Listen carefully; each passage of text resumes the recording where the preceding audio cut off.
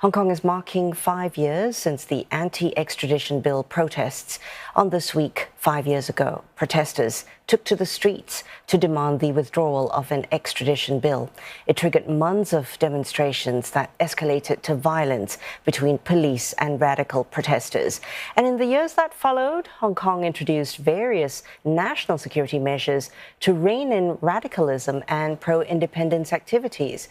Deborah Wong sits down with the convener of Hong Kong Executive Council, Regina Ip, to discuss what has changed.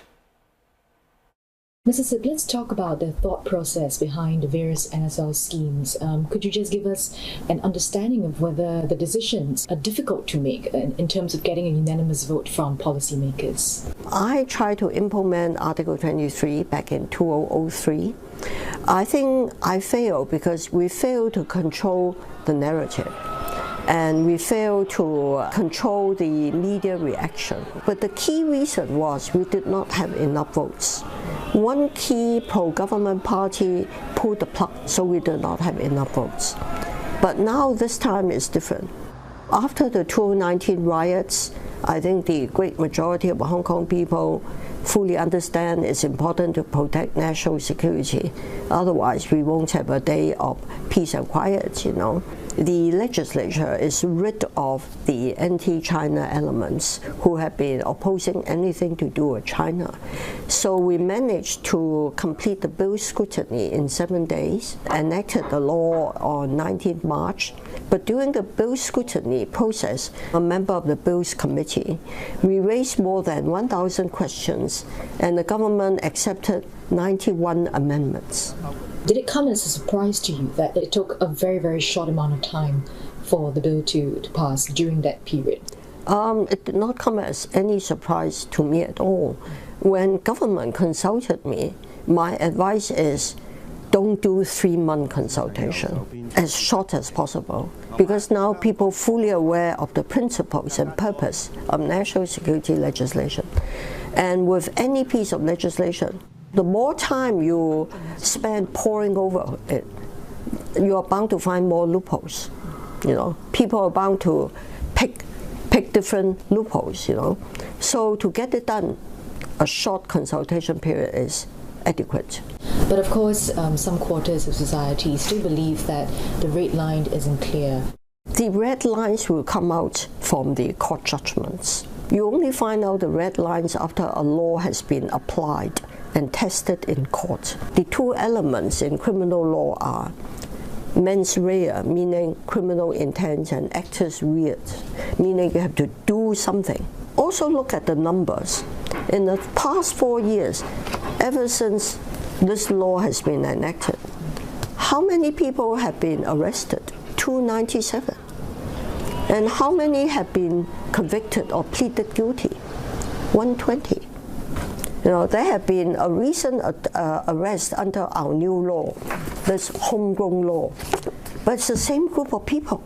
So the national security law is really irrelevant to most people unless you have an intent to endanger national security. So it's a very small numbers of bad actors intent on endangering national security. Other people have no reason to worry. We talk about the international impact, for instance. There has been criticism, you know, from the West that it's creating a climate of fears. There is no climate of fear in Hong Kong. There's still 84,000 Americans in Hong Kong, 1,300 US enterprises, 300,000 Canadians, and a large numbers of Australians. They know they are safe and not vulnerable in Hong Kong. Of course, the Western media has been highly biased. They frame these bad actors as freedom fighters, you know, people who fight for democracy or freedom. Actually, the reality is very different, you know. And of course, this sort of negative publicity has taken a toll on Hong Kong. But our tourism numbers are climbing, and there is no lack of Five Eyes country officials, former officials, scholars going through Hong Kong, visiting Hong Kong. There's no problem whatsoever. I think we have to keep explaining.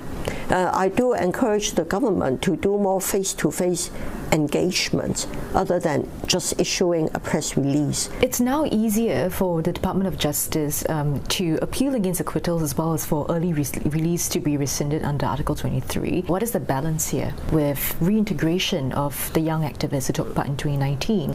The question is just letting young people off without recognizing the legal consequences of the damage they have done to society. Is that really the best approach toward reconciliation? Because as soon as the riots broke out, there were people who asked for amnesty. Just let the young people go free. I don't think that's a good way toward reconciliation or rebuilding our society or helping these young people if they don't understand the legal consequences. During the riots, our police had not fatally injured anyone, but some young people have killed one person with a brick and set on fire one person. And these young people have left, they could not be traced. I don't think just letting them off without any consequences is the best way for reconciliation.